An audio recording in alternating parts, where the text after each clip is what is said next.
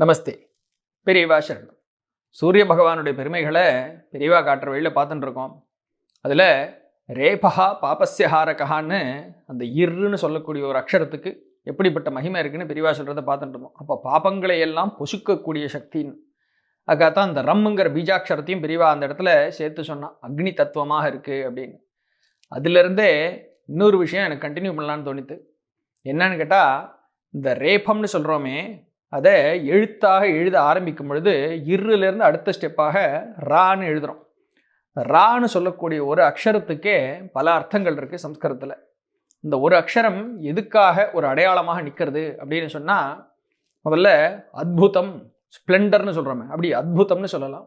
பிரகாசம், வேகம், கருணையான ஒரு அன்பு, அப்புறம் அக்னி, அதாவது தீன்னு சொல்கிறோமே, தீ, ஸ்வர்ணம், தங்கம், இப்படி பல விஷயங்களுக்கு இந்த ராங்கிற ஒரு அக்ஷரமே, இந்த ஒரு எழுத்து பல பொருள் குறிக்கிறதாக இருக்குது. இதில் நம்ம பார்க்கக்கூடிய எல்லா மீனிங்ஸுமே கிட்டத்தட்ட மறுபடி சுற்றி சுற்றி சூரியனுக்கு கனெக்டடாகவே தான் வருது. அத்புதம் அப்படின்னு சொன்னாக்கா, சூரியனோட ஒரு அற்புதமான சக்தி என்ன இருக்குது நமக்கு கண்ணால் பார்க்குற மாதிரி? பிரத்யக்ஷமான பிரகாசம், அக்னி ஸ்வரூபம். அதனால் அந்த தீங்கிறதுக்கு வந்துடுறது. வெப்பம்னு இன்னொன்று இருக்குது. சூரியன் தான் நமக்கு தேவையான அந்த அளவான ஒரு வெப்பத்தை கொடுக்குறவராக இருக்கார். ஸ்வர்ணமயம். அப்போது சாட்சாத் இந்த சூரிய பகவான் எப்படி இருக்கார்? ஸ்வர்ணமயமாக பிரகாசிக்கிறார் இல்லையா? கருணை, கருணையான ஒரு அன்பு. அந்த அன்புனால தான் 1000 கரங்கள் நீட்டி அணைக்கின்ற தாயேன்னு பார்த்தோம். தூரத்தை நெருப்பை வைத்து சாரத்தை அளிப்பாய் போற்றினார. அப்படிப்பட்ட ஒரு கருணையான அன்பு. அப்போது ரேபம் பாபஸ்யஹாரகாங்கிறது ஒரு பக்கம் இருந்தாலும், இந்த ராங்கிற ஒரு எழுத்தாக இதை எக்ஸ்டெண்ட் பண்ணாக்கா சூரியனுடைய எல்லா குவாலிட்டிஸையும் கனெக்ட் பண்ணுறதாகவே இந்த ராங்கிற அக்ஷரம் இருக்குது அப்படிங்கிறதும் நமக்கு பார்க்கலான்னு தோணித்து. அதில் இன்னொரு விசேஷமாக இருக்குது. இந்த ரா அப்படியே அவரோட சேர்ந்தே வரதுனால தான் சூரியனுடைய பேரில் பல நாமாக்களில் இந்த ரா அப்படியே சேர்ந்து ஒட்டிகிட்டே வருது. மித்ராய நமஹா, ரவையே நமஹா, இப்படி சொல்லிகிட்டே போகலாம். ஹிரண்ய கர்ப்பாய நமஹா, மரீச்சையே நமஹா, இப்படி எல்லாத்துலேயும் அந்த ராணா பார்த்துட்டே வரலாம். பாஸ்கரன், திவாகரன்னு, ஏன்னா எல்லாத்துலேயும் இந்த கரண் ஒன்று வருது. இவர் தான் அதை கிரியேட் பண்ணுறார், அதை உண்டாக்கி கொடுக்குறவராக இருக்காருங்கிறதுனால கரண் நிறைய வருது. பாஸ்கரன், திவாகரன்லாம் எல்லாத்துலேயும் இந்த ராங்கிற ஒரு அக்ஷரம் கூட இருந்துகிட்டே தான் இருக்குது. நிறைய இடத்துல பார்க்கலாம் சூரியனுடைய நாமாக்களில். அதே மாதிரி பெரியவா காமிச்சுன்னு வந்தாலே தமிழில் இந்த சின்னரா பெரியராங்கிற சமாச்சாரம், அந்த கனெக்ஷனும் இங்கே ஞாபகம் வருது. ஞாயிறு அப்படிங்கிற ஒரு கிழமை. ஞாயிறுன்னு சொன்னால் யாரை குறிக்கிறது? சாட்சாத் இந்த சூரிய பகவானை குறிக்கிறது. நல்லா யோசிச்சு பார்த்தோம்னா, வாரத்தில் இருக்கக்கூடிய 7 கிழமைகளுடைய பேரில் வேறு எந்த கிழமையிலையும் இந்த ராணா இருக்காது. ஞாயிறு, திங்கள், செவ்வாய், புதன், வியாழன், வெள்ளி, சனி, வேறு எதுலேயும் ரா கிடையாது. இந்த ஒன்றில் மட்டும்தான் அந்த ரா இருக்குது. சின்ன ராவோ பெரிய ராவோ வச்சுக்கோங்க. ரான்னு சொன்னாக்கா இந்த சூரியனுடைய குணாதிசயங்கள்லாம் கனெக்ட் பண்ணின்னு வரதோ இல்லையோ, இப்படி பாஸ்கரனாக இருக்கக்கூடிய, பிரகாசத்தை அளிக்கக்கூடிய இந்த சூரிய பகவானை நம்ம கனெக்ட் பண்ணி பார்க்குறதுங்கிறதே ஒரு அனுகிரகமாக இருக்குது. இந்த ஞாயிறுன்னு சொன்ன உடனே இன்னொன்று தோன்றுறது. ஞாயிறை, அதாவது இந்த சூரிய பகவானை குருவோட சம்மந்தப்படுத்தி தான் நேற்றுக்கு 2 நாளாக பார்த்துட்டு இருந்தோம். அதையே கனெக்ட் பண்ணி பார்க்குறதாக நமக்கு ரொம்ப பிடிச்சமான சுப்பிரமணிய பாரதியாருங்கிறவர் இருக்கார். அவர் அதையே ஒரு உருவகமாக வச்சும் ஒரு கவிதை பண்ணியிருக்கார். குருவோடைய புகழை பற்றி சொல்கிறது அப்படின்னு ஆரம்பிச்சுட்டு, எப்படி என்னால் போய் சொல்ல முடியும், குருவனுடைய புகழ் என்ன கொஞ்சம் நெஞ்சமா அப்படின்னு சொல்லி அவர் தன்னுடைய குருவை பற்றி சொல்கிறதாக ஒரு ஸ்லோகத்தில் அழகாக வைக்கிறார். அங்கே இந்த ஞாயிறுன்னு இந்த சூரியனை தான் அங்கே கனெக்ட் பண்ணி எடுத்துன்னு வர்றார். ஞாயிற்றை சங்கிலியால் அளக்கலாமோ, ஞானகுரு புகழை நாம் வகுக்கலாமோ, 1000 நூல் எழுதினாலும் முடிவுறாதாம், ஐயனவன் பெருமையை சுருக்கி சொல்வேன் அப்படிங்கிறார். அப்போ ஞாயிறுன்னு சொல்லக்கூடிய இந்த சூரியன் இருக்கானே, சூரியனை போய் சங்கிலியால் அளக்க முடியுமா? எவ்வளோ பெருசு சூரியன், எப்படிப்பட்ட பிரம்மாண்டம். அது மாதிரி என்னுடைய ஞான குரு இருக்காரே, அந்த குருவுடைய புகழை என்னால் எப்படி சொல்ல முடியும்? அவ்வளோ சின்னதாக அது, அவ்வளோ பெருசுன்னு அந்த பிரம்மாண்டத்தை சொல்கிறதுக்கு எங்கே கனெக்ட் பண்ணார்னா, சாட்சாத் இந்த ஞாயிறுன்னு சொல்லக்கூடிய சூரிய பகவானை தான் கனெக்ட் பண்ணுறார். நம்ம பாரதியார் எப்படி பார்க்குறோம்? முக்கியமாக தமிழ்நாட்டில் நம்ம எல்லாரும் எப்படி பார்க்குறோன்னா, சுதந்திர போராட்டத்திற்கு பெரிய ஒரு வித்தாக இங்கே இருந்த பல பேரை ஊக்குவிச்சவராக அவரே கிட்டத்தட்ட ஒரு அக்னிஸ்வரூபமாகன்னு நம்ம பார்க்குறது உண்டு. சுப்பிரமணியர் அப்படின்னு. இந்த சுப்பிரமணியர் என்ன பண்ணார், எப்படி மக்களுக்கு ஊக்குவிச்சார் அப்படிங்கிறத யோசிக்கும் பொழுது இன்னொன்று தோன்றுறது. ஏன்னா பாரதியார் ஜனங்களை அப்படி ஒரு மோட்டிவேட் பண்ணுறதுக்காக, தேசபக்தியை ஊட்டுறதுக்காக நிறைய எழுதினார் இல்லையா? எதில் எழுதினார் பாரதியார்? அந்த கவிதைகள்லாம் எங்கே வந்தது அப்படின்னு பார்த்தோம்னா, மறுபடி சுற்றி இந்த சூரியன்கிட்ட தான் வந்து நிற்க போகிறது. சுதேசமித்திரன் அப்படின்னு ஒரு பத்திரிகையில் எழுதினார். மித்திரன்கிற வார்த்தை யாரை குறிக்கிறது? சாக்ஷாத் இதே சூரிய பகவானை தான் குறிக்கிறது. அப்போ பாரதி நமக்கு ஒரு விடிவெள்ளியாக இங்கே சுதந்திர போராட்டத்திற்கு அவர் ஒரு ஞாயிறாக சூரியனாக இருந்தார்னு சொன்னால், அந்த சூரியனுடைய ஷைனு இந்த சூரியன் மூலமாக தான் அங்கேயும் வந்திருக்கு. சூரிய கனெக்ஷன் எல்லாத்துலேயும் வந்துட்டே இருக்கு. சுதேசமித்திரன் அப்படின்னு சொன்னாலே சுதேசம்ங்கிறது ஸ்வதேசம் அப்படின்னு சம்ஸ்கிருத மூலம். ஸ்வதேசம்னா நம்மளுடைய தேசம், நம்மளுடைய சொந்த தேசம் அப்படின்னு சொல்லக்கூடியதாக இந்த தேசத்தினுடைய மித்திரன்னு சொன்னாக்கா நண்பன். இந்த சூரிய பகவானுடைய விசேஷமான நாமாக்களை சொல்லும் பொழுது முதல் நாமாவாக மித்ரா யனமஹா அப்படின்னு தான் வருது. அப்படி அந்த மித்திரன்கிற ஒரு நாமா இந்த சுதேச மித்திரன்லேயும் ஆயிடுத்து. ரெண்டாவதா பாரதியார் 1910-12 அப்புறம் எழுத ஆரம்பித்த இன்னொரு பத்திரிகை பார்த்தாக்கா சுப்பிரமணிய சிவா, அங்கேயும் ஒரு சுப்பிரமணியர் இருக்கார். சிவா ஆரம்பித்த ஒரு பத்திரிகை பேர் என்ன தெரியுமோ? ஞான பானு அப்படின்னு பேர். அங்கே பானுன்னு சொன்னாக்கா சாக்ஷாத் சூரிய பகவானே தான் மறுபடி. அப்படி ஞான பானுவின் மூலமாகவும் சுதேச மித்திரனின் மூலமாகவும் தான் இந்த தேசபக்தி ஊட்டப்பட்டது பாரதியாரால். அவர் தான் இந்த ஞாயிறை கனெக்ட் பண்ணி அவருடைய பிரம்மாண்டம் எப்படிப்பட்டதாக இருக்குன்னு சொல்லி ஞாயிறையும் குருவையும் கனெக்ட் பண்ணி நிறைய சொல்லின்னு வர்றார். ரவிவாரம், பானுவாரம், பானுவாசரம் எல்லாம் சாக்ஷாத் இவருடைய பேர் தான். இப்போ ரவிங்கிறதும் அந்த ராலியே ஆரம்பிக்கிறதான ஒரு பேர், அதுக்காக சொல்ல வந்தேன். சரி, இப்படி இருக்கக்கூடிய சூரிய பகவானை நம்ம எப்படிலாம் தரிசிக்கிறோம்னா, இந்த சுதேசமித்திரனில் சொன்ன மாதிரி ஸ்வதேசத்துக்கு மாத்திரம் இல்லை, எல்லா லோகங்களுக்கும் ஒரு பரம மித்திரனாக அவர் இருக்கார். ஏன் மித்திரன்னு சொல்றதுன்னா, உடுக்கை இழந்தவன் கைபோலாங்கே இடுக்கண் களைவதாம் நட்பு அப்படின்னு திருக்குறளில் சொல்றாரு. அப்படி இப்படி சட்டுன்னு ஒரு துணி இப்படி விலகி விழுறதுன்னா எப்படி கை உடனே அதை அப்படி தூக்கி நிறுத்துறதுக்கு போகிறதோ, எந்த பிரதிபலனும் எதிர்பார்க்காம அந்த க்ஷணத்துக்கு கரெக்டாக உடனே ஹெல்ப்புக்கு போகிறதோ, அது மாதிரி எப்பொழுதும் நமக்கு ஒரு தேவை இருக்கும் பொழுது நம்ம கேட்காம, நம்ம அதை பற்றி சொல்லாமல் ஆட்டோமேட்டிக்காக தேடி யார் ஹெல்ப் பண்ணுறானோ அவன் தான் சரியான நண்பன்னு அவர் டெஃபினேஷன் கொடுக்குறார். அப்படி பார்த்தா லோகத்தில் இருக்கிற எல்லாருக்கும் உற்ற பந்துவாக எந்த பிரதிபலனும் எதிர்பார்க்காம பண்ணுறதுன்னு கேட்டால் சாக்ஷாத் இந்த சூரிய பகவானத்தை தான் சொல்ல முடியும். அதனால தான் அவரை மித்திரன்னு சொல்லி கொண்டாடுறது. பிறப்பட்ட ஒரு மித்திரனாக அவர் இருக்கிறதுனால தான் லோகத்தில் எல்லா ஜனங்களும் அவரையே தான் வழிபாடு பண்ணின்னு வந்திருக்கா. இன்னைக்கு நம்ம ஹிந்துயிசம்னு சொல்லக்கூடிய இந்த சனாதன தர்மம் இருக்க, இந்த தர்மம் தான் உலகம் முழுக்க பரவி இருந்தது ஒரு காலத்துலங்கிறத பெரியவா ரொம்ப அழகாக சொல்லின்னு வரா. அப்படி ஹிந்துயிசம்லேருந்து நாங்கள் ஹிந்துயிசம் கிடையாதுன்னு சொல்லி தனித்தனியாக பிரிஞ்சு போன பல மதங்கள் இருக்கே. வாஸ்தவத்தில் இதிலேருந்து ஒரு போர்ஷன்ஸை மட்டும் எடுத்துன்னு போனதாக புத்திசம், ஜெயினிசம் எல்லாம், அதில் எல்லாத்துலேயும் கூட இந்த சூரியன் ஒரு கடவுளாக வச்சுன்னு இருக்கா. அது மாத்திரம் இல்லை, நம்ம முன்னாடியே இந்த சூரியனுக்கான கனெக்ஷன்ஸை பலது ஜொராஸ்ட்ரியனிசமில் பார்த்தோம் இல்லையா. அந்த ஈரானில் மித்ர அப்படிங்கிற ஒரு வார்த்தையே இந்த ஃப்ரெண்டு அப்படிங்கிற ஒரு விஷயத்தோடு சேர்த்து மித்ர அப்படிங்கிற ஒரு வார்த்தை புராதனமாக அவள் எப்படி யூஸ் பண்ணியிருக்கான்னு பார்த்தாக்கா கான்ட்ராக்ட் ஆர் அலையன்ஸ் அப்படிங்கிற ஒரு வார்த்தைக்கே மித்ரன்னு வச்சுட்டுருக்கா. அப்போது உன்னோட நான் சேர்ந்து செய்வேன் அப்படிங்கும் பொழுது ஒரு கான்ட்ராக்ட் பண்ணுற மாதிரி ஒரு பந்தம், அந்த பந்தத்துக்கான வார்த்தையாகவே அவளுடைய டிக்ஷனரியில் மித்ர அப்படிங்கிற ஒரு வார்த்தை இருந்திருக்கு. சரி, அது அங்கே வரைக்கும் போயிருக்குன்னு பார்க்குறோம். இன்னும் வேறு எங்கெல்லாம் இது இருந்திருக்குன்னு கேட்டால் பெரியவா சொல்கிறா, சனாதன தர்மம் தான் உலகம் முழுக்க பரவின ஒரே மதமாக இருந்திருக்கு. அதுக்குன்னு தனியாக நம்ம பேரே வைக்க வேண்டி இல்லை முன்னாடி. இப்போ அதுக்கப்புறமா தனித்தனியாக நிறைய கிளை மதங்கள்லாம் வந்ததுனால இதுக்கு ஹிந்துயிசம்னு ஒரு பேர் அப்புறம் வச்சுட்டு இருக்கோம். ஆனால் வாஸ்தவத்தில் இந்த ஆர்கியாலஜிக்கல் எக்ஸ்கவேஷன்லாம் பண்ணுறாளே, அதெல்லாம் பார்த்தாக்கா எங்கெல்லாம் பூமிக்குள்ள எப்படி தோண்டி தோண்டி பழையதெல்லாம் தேடி எடுக்கிறாளோ எல்லா இடத்துலையும் இந்த ஒரே வைதிக மதம் தான் உலகம் முழுக்க பரவி இருந்தது அப்படிங்கிறதுக்கு நிறைய சான்றுகள் கிடைக்கிறது அப்படின்னு பெரியவா எக்ஸாம்பிள்ஸ் கொடுத்துன்னு வரா. அதில் பெருன்னு சொல்லக்கூடிய ஒரு கண்ட்ரி, ரிப்பப்ளிக் ஆஃப் பெரு, அதை சொல்கிறா பெரியவா. இன்றைக்கும் பெருவில் இது பெரியவா சொன்ன டயத்தில் இப்போவும் இருக்காங்கிறது அது நம்ம பார்க்கணும்.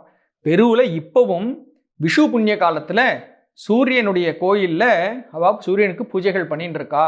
அவளுடைய சிஸ்டமில், அவளுடைய கல்ச்சரில் இப்படி ஒரு விஷயம் இருந்துட்டுருக்கு அப்படிங்கிற. அந்த பெருவில் இருக்கக்கூடிய நேட்டிவ்ஸ்க்கு என்ன பேருன்னா இன்காஸ், INCA, இன்காஸ்னு அவளுக்கு பேரான். அதை கனெக்ட் பண்ணிட்டு சொல்கிறா பெரியவா. இன்கான்னு அங்கே சொல்கிறது, இன்கான என்னன்னு தெரியுமோ? இனன் அப்படின்னு சொன்னாக்கா சூரிய பகவானை குறிக்கிறதாக இருக்குது. சூரியனுடைய அஷ்டோத்திரத்தில் வருது இனா யனமஹா அப்படின்னு. ராமச்சந்திர பிரபு என்னன்னு சொல்கிறோம்? இனகுல திலகன் அப்படின்னு சொல்கிறோம். சூரிய குலத்தை தழைக்க செய்ய வந்த ஒரு புருஷோத்தமன் அப்படிங்கிறதாக இனகுல திலகன். அப்படி பெருவில் அந்த நேட்டிவ்ஸ்கே இன்காஸ்னு பேர். விஷு புண்ணிய காலத்தில் சூரியன் கோயிலில் சூரியனுக்கு பூஜைகள் நடக்கிறதுன்னு சொன்னாக்கா இது வேற என்ன அர்த்தம்? வேற என்ன இல்லைன்னு தெரிஞ்சுக்கிறோம்? இதே வைதிக மதம் எங்கெல்லாம் பரவி இருக்கு அப்படிங்கிறதுக்கான ஒரு ஐடென்டிட்டியாக தெரிஞ்சுக்கிறோம். அதே மாதிரி மடகாஸ்கர்னு ஒரு ஊர் இருக்கு, அந்த ஊரை பற்றியும் சொல்கிறா பெரியவா. அங்கே இருக்கக்கூடிய பேர்கள் எல்லாம், ஊர் பேர் மனுஷா பேர்லாம் பார்த்தாக்கா கிட்டத்தட்ட 75% எல்லாமே சம்ஸ்கிருதத்திலேருந்து போன நாமாக்களாகவே இருக்குது அப்படிங்கிறத இப்போவும் பார்த்து தெரிஞ்சுட்டு இருக்கோம் அப்படின்னு அதை பற்றி சொல்கிறான். இன்னும் மடகாஸ்கர் பற்றிலாம் சொல்லியிருக்காளா? அது எங்கேயோ ஆஃப்ரிக்கா, ஈஸ்டர்ன் ஆஃப்ரிக்கா சைடு எங்கேயோ இருக்குமேன்னு அதை பற்றி பார்த்தா ரீசெண்டாக ஒரு ரிசர்ச் ஆர்டிக்கல் போட்டிருக்கான் 2012 நியூ சயின்டிஸ்ட்னு ஒரு பெரிய மேகசினில். அதுலேயும் இதே அனலைஸ் பண்ணி போட்டு, ஆமாம் மடகாஸ்கரில் நிறைய இந்த இன்ஃப்ளூயன்ஸ்லாம் இருக்குது, சம்ஸ்கிருத மூலத்திலே வந்ததெல்லாம் இருக்குது, இந்தோனேஷியன்ஸ் அங்கே வந்து செட்டில் ஆயிருக்கா எத்தனையோ 1000 வருஷத்துக்கு முன்னாடி, அங்கேருந்து அவா மூலமாக இதெல்லாம் வந்திருக்கு போல இருக்குன்னு இப்போ ஒரு ரிசர்ச் ஆர்டிக்கல் போட்டிருக்கான். இன்னும் போக போக என்ன கண்டுபிடிப்பாலும் தெரியாது, ஆனால் பெரியவா அன்றைக்கே சொல்லியிருக்காது. சரி, இங்கே வரைக்கும் போயிடுத்து. இன்னும் ரொம்ப ஸ்பெஷலாக சூரியனோட சம்பந்தம் வேறு எங்கெல்லாம் போயிருக்குன்னு கேட்டால் உலகம் முழுக்க இருக்குன்னு சொல்லின்னு வரோம் இல்லையோ, அது மாதிரி இன்னொரு ஊரை சொல்கிறா பெரியவா. மெக்சிகோ அப்படின்னு நம்ம இன்னைக்கு பார்க்கக்கூடிய ஒரு ஊரை சொல்லி, இந்த மெக்சிகோலையும் நம்ம சனாதன தர்மம் தான் பரவி இருந்திருக்கு. நம்மளுடைய நவராத்திரி புண்ணிய காலம் வரதே, அந்த டயத்தில் மெக்சிகோவில் ராமசீதா அப்படின்னு ஒரு ஃபெஸ்டிவல் அவள் கொண்டாடுறா. அது மாத்திரம் இல்லை, சூரியன் சம்பந்தமாக அங்கே இன்னொரு விஷயமும் இருக்குதுன்னு சொல்லின்னு வரா. அங்கே இருக்கக்கூடிய பழங்குடியின மக்களுக்கு ஆஸ்டெக்ஸ் அப்படின்னு பேர், AZTEC ஆஸ்டெக்ஸ்னு பேர் அவளுக்கு. அவளுடைய கல்ச்சரும் கிட்டத்தட்ட நம்மளுடைய தர்மமாகவே தான் இருக்குது அப்படிங்கிறத இப்போ கொஞ்சம் கொஞ்சமாக நம்ம தெரிஞ்சுன்னு வந்துட்டுருக்கா. ஏன்னா மெக்சிகோவில் எங்கெல்லாம் தோன்றாலோ அங்கெல்லாம் பிள்ளையார் விக்கிரகம் ஆப்படுறது போல இருக்குது அப்படின்னு அன்னித்த தேதியில் நடந்த விஷயத்தை பெரியவா சொல்லியிருக்கா. ஸ்பானிஷ் கண்ட்ரோல் வரத்துக்கு முன்னாடி நம்மளுடைய தர்மம் தான் அங்கே இருந்திருக்கும் அப்படின்னு. இந்த ஆஸ்டெக்ஸுங்கிற பழங்குடி பேர் எங்கேருந்து வந்ததுன்னா ஆஸ்திக அப்படிங்கிறது தான் ஆஸ்டெக் ஆயிருக்கு அப்படின்னு பெரியவாளோட எக்ஸ்பிளனேஷன். நினச்சி பாருங்களேன், எவ்வளோ ஈஸியாக கனெக்ட் ஆகிற மாதிரி இருக்குது. ஆஸ்திக அப்படின்னா ஆஸ்திகர்களாக நம்ம சொல்லிக்கிறோம் இல்லையா, அஸ்தி இருக்குது கடவுள் இருக்குன்னு சொல்கிறவா ஆஸ்திகர்களாக நம்ம இருக்கோம். இந்த ஆஸ்திகங்கிற வார்த்தை மூலம் இங்கே இருந்தால் சம்ஸ்கிருதத்துலேருந்து போயிருக்கணும். ஆஸ்திக ஆஸ்டெக் அப்படின்னு அங்கே போய் நின்று இருக்கு அப்படின்னு ஒரு கனெக்ஷன் காட்டுறா. அதே மாதிரி ஊர் முழுக்க பிள்ளையார் சிலை கிடச்சிருக்கு அப்படிங்கிற விஷயமும் சொல்லின்னு வரா. அப்போது இவ்வளோ அழகான கனெக்ஷன்ஸ்லாம் இருக்கு. இன்னும் அவளுடைய கல்ச்சரில் என்னெல்லாம் இருக்குமோ அப்படின்னு சொல்லி பெரியவா காமிச்ச வழியில் ஒரு இன்ஸ்பிரேஷனாக இன்னும் அவளுடைய கல்ச்சரை பற்றி தெரிஞ்சுக்கலான்னு பார்த்தேன். அதில் ஒரு விஷயம் ஆப்டது. அது நேராக இந்த சூரிய பகவானுடைய கதை. அவளுடைய ஆஸ்டெக் கல்ச்சரில் லோக்கல் லாங்குவேஜில் இந்த கதையெல்லாம் எழுதி வச்சுருக்கா. இங்கே இருக்கக்கூடிய கதையை தான் அங்கே அப்படியே கொஞ்சம் ஒரு ரெப்ரசன்டேஷன் முன்னியும் முன்னியமாக மாறி இதே சூரிய பகவான் அவளுடைய கல்ச்சர்லேயும் ஒரு தெய்வமாக இருக்கார் அப்படிங்கிறது தெரியறது. உதாரணமாக ஒரு சின்ன விஷயம் மாத்திரம் சொல்கிறேன். இன்றைக்கும் அவள் ஊரில் இருக்கக்கூடியதாக ஒரு மலை ஒன்று இருக்குது, கோவாடிபெக் அப்படின்னு பேர் வச்சுருக்கா அந்த மலைக்கு. அவளுடைய அந்த ஆஸ்டெக் லோக்கல் லாங்குவேஜில் அந்த மலைக்கு பேர் என்ன, அர்த்தம் என்னன்னு பார்த்தாக்கா இங்கிலீஷில் டிரான்ஸ்லேட் பண்ணி சர்பெண்ட் மவுண்டேன்னு வச்சுருக்கா. சர்பெண்ட் மவுண்டேன்னாக்கா நம்ம இங்கே தமிழ்லையோ சம்ஸ்கிருதத்துலையோ மாற்றி சொன்னோம்னா சேஷசைலம் அப்படின்னு வந்துடும். ஆச்சா, கோவாடிபெக்னு அந்த மலைக்கு பேர். அந்த மலையை முன்னாடி அதோட சம்மந்தப்பட்டதாக ஒரு கதை ஒன்று வச்சுருக்கா. என்னென்னா, அந்த மலையோட சம்மந்தப்பட்டதாக ஒரு காடஸ் ஒருத்தர் வச்சுருக்கா. அந்த காடஸ் வந்து அவளுக்கு வந்து ஒரு 10-400 குழந்தைகள் பிறந்துடுறது. அந்த குழந்தைகள் எல்லாம் ஏதோ ஒரு ஸ்டேஜில் இந்த அம்மாவுக்கு அகென்ஸ்டாக திரும்பிடுறது. இந்த அம்மாவை போய் யாரோ ஒருத்தர் காப்பாற்றி ஆகணும். இந்த அம்மா வயிற்றில் ஒரு கரு ஒன்று உண்டாயிருக்கு. இந்த கரு தான் ஹீரோவாக வெளியில் வரப்போகிறது. அந்த கருவுக்கு, அதாவது அந்த வெளியில் வரப்போகிற ஹீரோவுக்கு என்ன பேருனா விட்சிலோபோச்லி அப்படின்னு பேர். ஹெச்சில் ஆரம்பிக்கிறது, ஆனால் ப்ரொனன்சியேஷன் விட்சிலோபோச்லி அப்படின்னு வச்சுருக்கா. அந்த கரு என்ன பண்ணுறதா, இந்த 400 குழந்தைகள் அம்மாவை எதிர்த்துண்டு வரும் பொழுது இந்த வயிற்றில் இருக்கக்கூடிய அண்டத்திலிருந்தே, அதாவது கருமுட்டையிலிருந்தே வெளியில் பட்டார்னு தெரிச்சு வந்து உடம்பெல்லாம் நல்ல ஆயுதங்கள் கவசங்கள் எல்லாத்தையும் போட்டுண்டு இவா எல்லாரையும் அடித்து விரட்டி விட்டு அம்மாவை காப்பாற்றுறதான். இதுதான் அவளுடைய அந்த ஹீரோ வர்ஷிப். அந்த விட்சிலோபோச்லியை அவள் சூரிய கடவுள் அப்படின்னே வச்சுட்டு தான் அவள் கும்பிட்டுன்னு இருக்கா. இது ஒன்று. இந்த பாக்கி இருக்கிற அந்த ஒரு 300-400 பேர் சொல்கிறாளோ இல்லையா, இது அடித்து விரட்டி தின்ட்டு, அதெல்லாம் என்னன்னு கேட்டால் அதில் ஒரு பெண் இருந்து தான். அதுதான் வந்து நம்ம பார்க்கக்கூடிய மூன், அதாவது நிலா. பாக்கி எல்லாம் வந்து நட்சத்திரங்களாம். அதனால் அவள் கதைப்படி இந்த சூரிய பகவான் எப்போவும் இந்த சந்திரனையும் நட்சத்திரங்களையும் விரட்டி விரட்டி சுற்றி அடிச்சுட்டே இருக்கார், அவளை வந்து ஃபுல்லாக ஃபாலோ பண்ணிட்டு மிரட்டின்னு இருக்கார் அப்படிங்கிறதாக அவள் கதை வச்சுட்டு இருக்கா. இது அவளுடைய வெர்ஷன். இதுக்கு மூலமாக கனெக்ட் பண்ணுற மாதிரி நம்மளோட கதையில் ஒன்று இருக்குது. இந்த சூரிய பகவானுக்கு இருக்கக்கூடிய பல பேர்களில் ஒன்று மார்த்தாண்டன் அப்படின்னு சொல்கிறது. மார்த்தண்ட அப்படின்னு ஒரு பேர், மார்த்தாண்டன் எக்ஸ்டென்ஷனாக சொல்கிறது. இந்த மார்த்தண்டங்கிற ஒரு நாம எப்படி வருதுன்னு சொல்லும் பொழுது பல புராண ரெஃபரன்ஸில் இது ஒன்றாக இருக்குது. சூரியனுக்கு சொல்லக்கூடிய ஒரு ஸ்லோகம் இருக்கு. ஜபா குசும சங்காஷம் காஷ்யபேயம் மகாத்யுதிம் தமோரிம் சர்வ பாபக்னம் பிரணதோஸ்மி திவாகரம் அப்படின்ட்டு.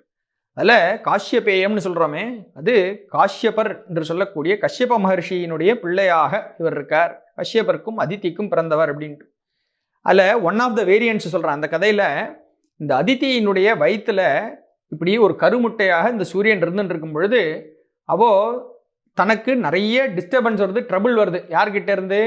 மற்ற ஒரு பிள்ளைகள்லாம் இருக்குது. அதாவது தித்தின்னு சொல்லக்கூடிய வயிற்றில் பிறந்ததாக தைத்தியர்கள், ராட்சசர்கள், தனுன்னு சொல்லவகிட்டேருந்து தனுஜர்கள் அப்படின்னு இந்த ராட்சசர்களுடைய தொந்தரவு இவளுக்கு ஜாஸ்தியாக இருக்குது. அதித்தி வயிற்றுலேருந்து பிறந்தது தான் தேவர்கள் இப்படிங்கிற விஷயம் நம்ம ஏற்கனவே ஷட்பதி ஸ்தோத்திரத்தில் பார்த்துருக்கோம். அப்போ இந்த அதித்திக்கு இந்த மற்ற பெண்மணிகள் அவா வயிற்று குழந்தைகள்னால கிட்டத்தட்ட இவ குழந்தைகள் மாதிரி தானே அதுவும், இந்த 400 பசங்க கதை மாதிரியே சொல்கிறேன். அதே மாதிரி இவாளுக்கு இந்த குழந்தைகள்கிட்டேருந்து தொந்தரவு வருது. தன்னை காப்பாற்றிக்கணும், தன் பிள்ளைகளான தேவர்களை காப்பாற்றணும்னு சொல்லி சூரிய பகவானை ரொம்ப பிரார்த்தனை பண்ணி அவள் வயிற்றில் ஒரு இந்த கருவாக சூரிய பகவான் வந்து தங்கியிருக்கார் அப்படின்னு ஒரு கதை இருக்குது. இந்த கதையில் இது சூரிய பகவானுக்கு பிரார்த்தனை பண்ணி நிறைய விரதன் நேமநிஷ்டேன்னு உட்காந்துருக்காளாம். கஷ்யபருக்கு ஒரு ஸ்டேஜில் ரொம்ப கோபம் வருது. என்னது எப்போ பார்த்தாலும் நித்திய உபவாசம் பண்ணின்னு உட்காந்துருக்கேன், வயிற்றில் இருக்கிற கரு செத்தே போயிட போகிறது அப்படின்னு கோச்சுட்டு சொல்கிறாராம்.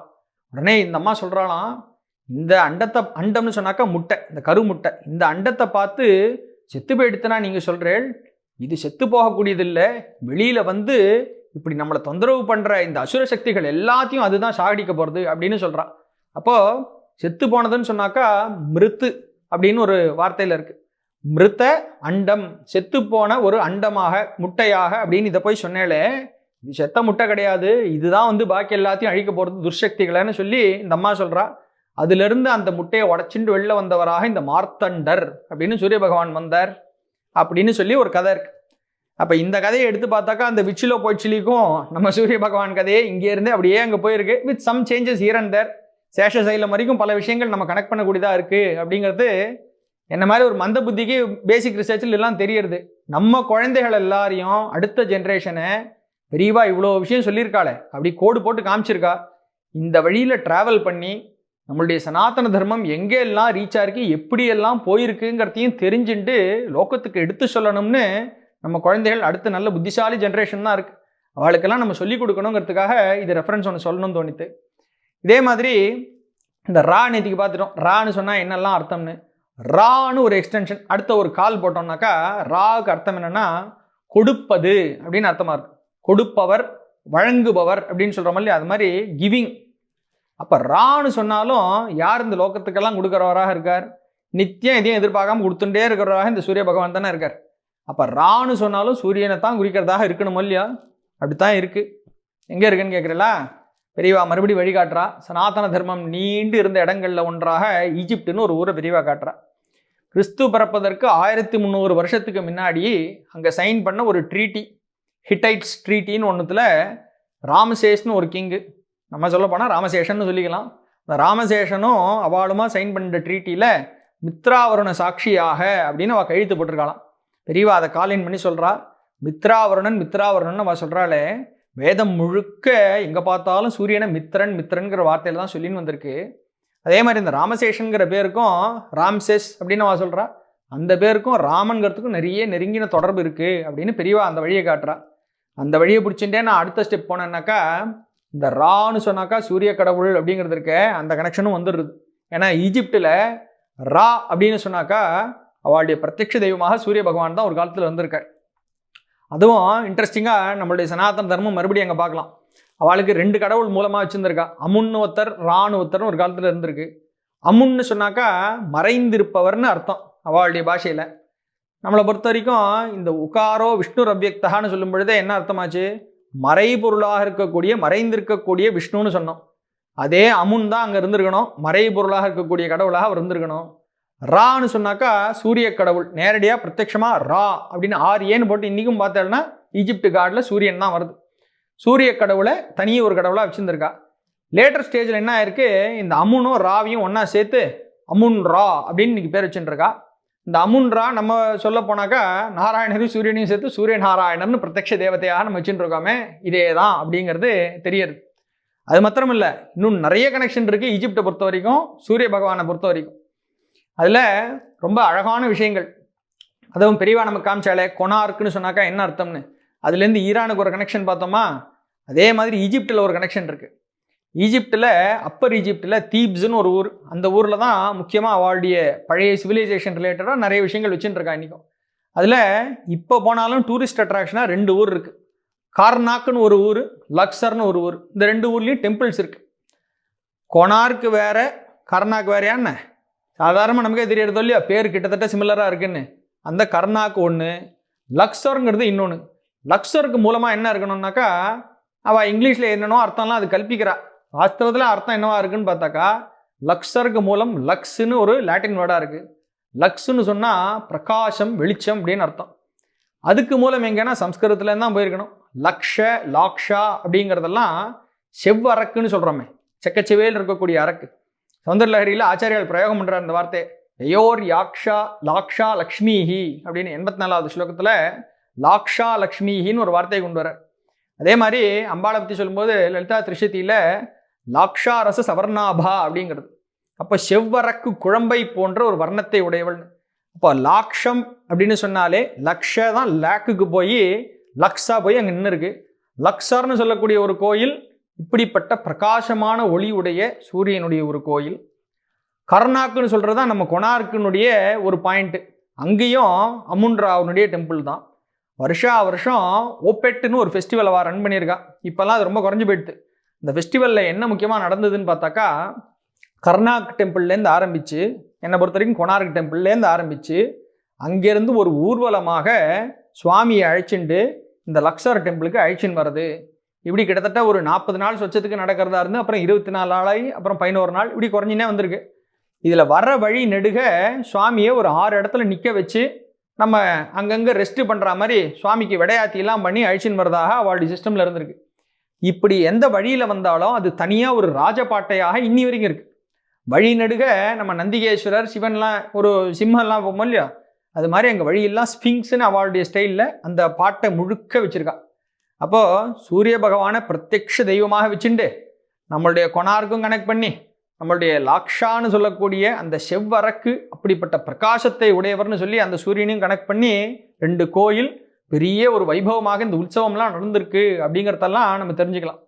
நிறைய சொல்லிகிட்டே போகலாம் சூரியனை பற்றி. இதுலேருந்து இன்னொரு வார்த்தைக்கு போக போகிறோம். ரா அடுத்து அந்த ரா வந்து ரைன்னு ஆச்சுன்னா என்ன ஆகும் சம்ஸ்கிருதத்தில்? ரைன்னு சொன்னால், ரான்னு சொன்னால் கொடுப்பதுன்னு சொன்னோம் இல்லையா, அவர் கொடுத்த பொருள்கள். ஒரு பொருள்னு ஒரு அர்த்தம், அதாவது ஒரு வெல்த்துன்னு அர்த்தம். சூரிய பகவான் நமக்கு பெரிய ஒரு செல்வத்தை கொடுத்துன்னு இருக்கார். அப்படி கொடுக்கக்கூடிய வெல்த்து தான் ரை அப்படின்னு ஒரு வார்த்தையில் சம்ஸ்கிருதத்தில் இருக்குது. இந்த ரை எப்படியெல்லாம் சுற்றி போய் நம்மக்கிட்ட திரும்பி எப்படி வந்திருக்கு அப்படிங்கிற ஒரு அழகான விஷயத்த நாளைக்கு பார்க்கறதுக்கு இருக்கோம். பெரிய வாசர்.